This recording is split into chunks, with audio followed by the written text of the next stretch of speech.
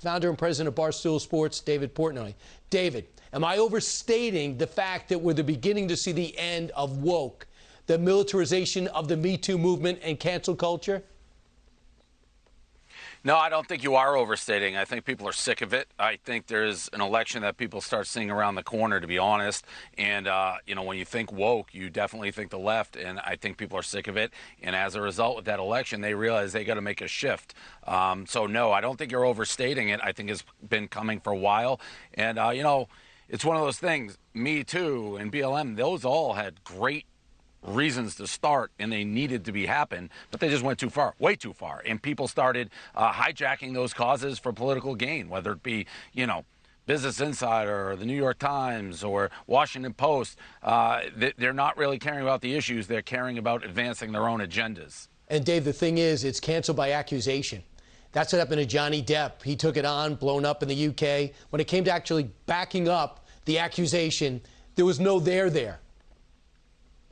Yeah, and I think he had a great sentence in his statement, which is, I hope we can return to innocent before guilty. Somehow we've started trying people in the media. There were no legal charges brought against Depp.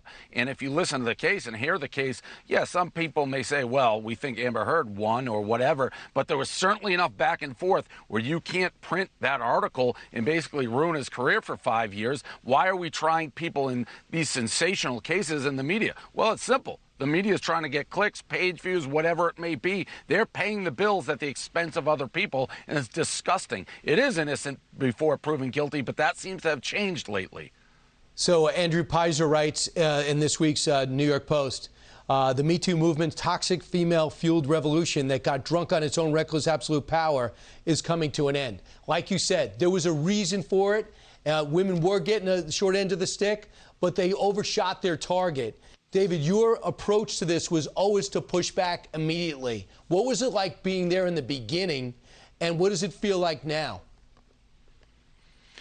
I mean, nobody likes to see their name smeared and dragged through the mud. I'm somebody who's a combative personality, and I've had a lot of people actually come up to me who also have been accused of things and who knows the truth, but they're like, we wish we handled it like you. I have nothing to hide. I've said that from the beginning, and I stand up for myself.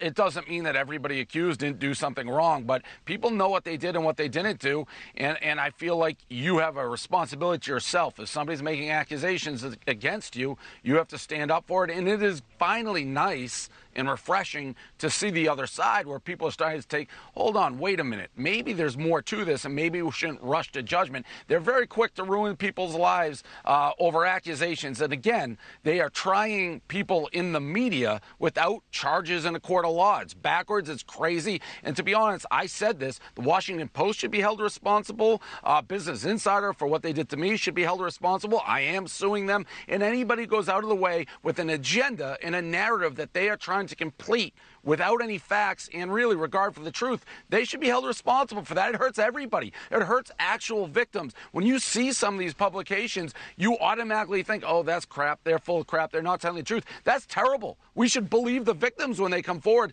but it's hard when the media so clearly is biased. Right. And just real quick, you said you'll find out in the election. What do you think the message is going to be in the election?